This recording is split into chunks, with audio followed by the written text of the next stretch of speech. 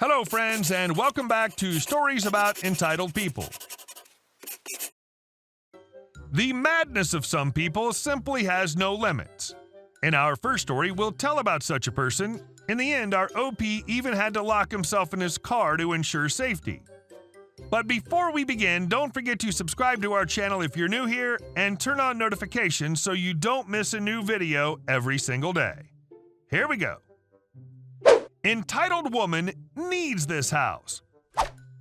Over the past couple of months, I've been looking at rental properties in anticipation of moving. I have to be out of my current house by October due to the landlord wanting to demolish my current rental house to build apartments on the land. Yesterday, I went to an open house to view a rental property. I discussed it with my partner. We both agreed we loved the house and wanted to fill in an application for the property. RA, real estate agent. EW, entitled woman. Me is me. I head up to the RA and ask how we go about applying for the property and ask a few general questions about the property. This is what happened. Me. So how do I apply for the property? RA. Well, you can grab one of these forms or apply online. How many people over 18 will be living in the house? Just two, my partner and myself. The real estate agent gets her clipboard and takes two forms off it and hands them to me. So just fill out the forms and bring them back to the office with your ID and payslips. At this point, EW storms up to us and snatches the forms out of my hand. I need these. I'm going to apply for this house. Okay, well, I do have more forms available. She gets another two and goes to hand them to me. EW snatches them out of her hand. No, she isn't applying for this house. I'm applying for this house. The RA looks confused. Ma'am, more than one person can apply, and then we send the forms to the owner, and they can pick who they want to rent the house to. EW shrieks, no one can apply for this house other than me. I need this house. I need it. No one else can apply for it. Ma'am, I'm fairly certain anyone looking at this house probably needs it too. If you fill out an application, I'll send it to the owner with the rest. EW is still yelling, I have already applied for 6 houses and no one will rent to me because someone wrote on my rental ledger that I damaged their house. I need this house more than anyone else here. No one else can apply, so the owner will have to rent to me. Okay, ma'am, fill out an application and I'll send it on to the owner. EW smugly says, okay, clearly thinking she's won and takes her forms. You can finish the open house if you want, but make it clear that this house has already been leased and don't hand out any application forms for my house. She leaves, the real estate agent and I exchange a look and start laughing. Here are 2 more application forms. I've heard about this woman. She's applied through our agency a couple of times. Apparently she did over $2,000 worth of damage to the last 2 properties she rented, and our agency doesn't even send her application on to the owner because she's so difficult to deal with. She'll be lucky to find anyone willing to rent her a house. Anyway, send your application form through when it's completed and we'll forward it to the owner.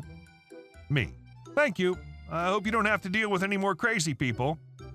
The RA laughs and I leave with my application form. As I'm going back to my car, I see EW walking towards me screaming that I need to give her the application forms in my hand. I jump in my car, lock the doors, and drive off.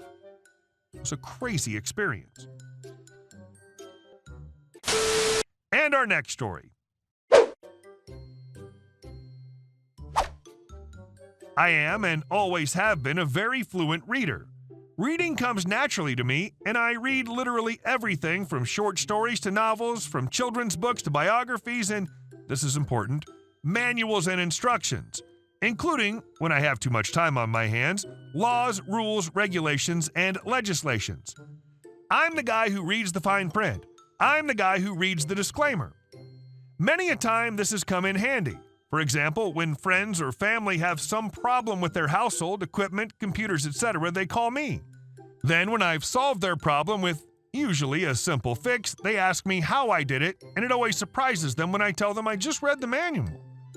When this happened, I was living in a small town and working in another town. Between those towns is about a 40-minute drive if you stick to the speed limit. Me, having driven this road back and forth every day for 3 years, I usually make the trip in 30 minutes. Once in 20 minutes, but that's not a story I'm willing to share just yet. It had been just a normal day at work and I was on my way home, cruising slightly above the speed limit. Soon after I exit the town where I work, I notice a car behind me that's set to my cruise, overtaking the same cars as I do, following me but keeping a safe distance. I don't think much of it as it's not unusual. When I have just about 5 minutes left on my trip home, wouldn't you know it, I see blue lights flashing in my rearview mirror. The car following me for 25 minutes was an unmarked police vehicle. I pull over and watch the police car in my rearview mirrors. To my surprise, an officer steps out of the car from the back seat, walks over to me, and asks me if I'm willing to come over to their car and have a little talk. I approved and walked with him to the car and sit in the middle of the back seat, and the officer that came to me sat beside me.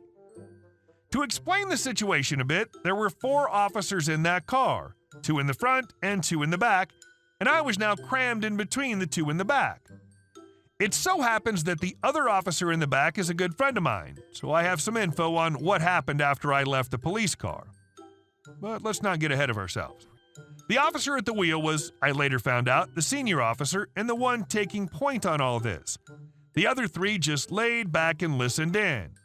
He starts by asking if I knew why they pulled me over. I decided to answer vaguely and said that I had some idea. He goes on to tell me that they've been following me from my town of work to the point where they stopped me, and not once did I drive at or below the speed limit. I asked how he measured the speed of my car. Not all unmarked vehicles in my county have a speed radar, and this one didn't. He tells me that they use the speedometer in their car as well as his smartwatch, which has GPS in it. I had from the beginning of this encounter been very calm, and that, plus my question as to how he measured my speed, seemed to annoy the senior officer somehow. He then goes on to angrily tell me that I will be written up and fined a hefty amount of money. Then, just as he's about to start writing me up, I ask for his name and badge number. He begrudgingly gives both to me, and I write them down. He then asks me what I'm going to do with it, and goes on to tell me that I can't file a complaint against him as he's not done anything but talk to me in a professional manner, and that the other 3 in the car can bear witness to that. Following is my answer, or roughly, I don't remember the exact words I used. Oh no, I have no intention of filing a complaint against you. Let me just go over things a bit. You told me that you followed me from town to town driving at speed over limit the whole time, right? Speed measured on your car speedometer and your GPS watch, right? None of which is a legally certified device to measure the speed of other vehicles, let alone in the purpose of law enforcement. This whole time you drove over the speed limit, you did not have your blue flashing lights on. The laws in our country state that when a police vehicle does not have those lights turned on, the vehicle is considered just as any other vehicle on the road. Therefore, you've informed me, in front of witnesses, that you drove above the speed limit for an extended period of time. You just admitted to us that you broke the law. What I intend to do, if you write me up for this, is go to your superior officer with this information. I will not object to you writing me up. You do your job the way you see fit. I do, however, find it questionable, to say the least, that you have not used any legally certified method to measure my speed. But as I said, you do what you believe your job is, and I'll do the right thing as a citizen of this county, having information about laws being broken. The look on his face was priceless. His jaw lowered slightly as he looked at me dumbfounded while he processed what I'd just said to him. Then his face suddenly turned some shade of maroon, and he grumbled that I was free to go, which I happily obliged. I later found out from my friend that he spent the rest of their way home to the station cursing me to hell and back, furious that this stupid little piece of crap had actually read the traffic law. I never saw a ticket for this violation. Pretty sure here, the cop would have assigned someone to watch for you with a radar gun every day at the same time at least, until they managed to fine you a lot. And our last story. Duncan Karen gets embarrassed. I've worked for a woodworking company since I was 18, and across my company is a Duncan. Every morning and lunch, go to Duncan to eat. It's also where a lot of my friends work. They'll come into play later. It's right at the height of the pandemic. My company's closed, and I'm stuck on a schedule. Wake up, go to Duncan, eat. That'd be the time I'd go to work. Now I just chill at Duncan and help out, since they were my first job when I was 16. This goes on for a week when Karen comes in one morning. At this point, I'm exhausted from working at Duncan. It's very different from woodworking. I forgot about that. I am meditating in one of the lounge chairs they have in the lobby. Karen walks in, places her order, comes over to me. "You can't be sleeping here. You have to go." Me, who at this point am already out of F's. "Who are you? Just get out of the store." "No, I don't have to. Homeless people aren't allowed in the store." "First, you vagrant, I'm sleeping with the owner. I can call the police and have you removed." "Go for it." Karen calls the police and tells them I've attacked her. The police come, and before anyone can say anything, my best friend, who's also the owner and loves to be a jerk when presented with the chance, tells the police that he thinks that she's prostituting herself around the Duncan property loud enough that everyone in the store can hear him. Karen goes white as the police start questioning her. I thought that was it. It wasn't Karen had a warrant for her arrest of identity theft, and when they searched her, they found several more cards and IDs with other names on them. It was perfect. Isn't it amazing how some people feel entitled to make your life their business and then lie to make themselves the victim?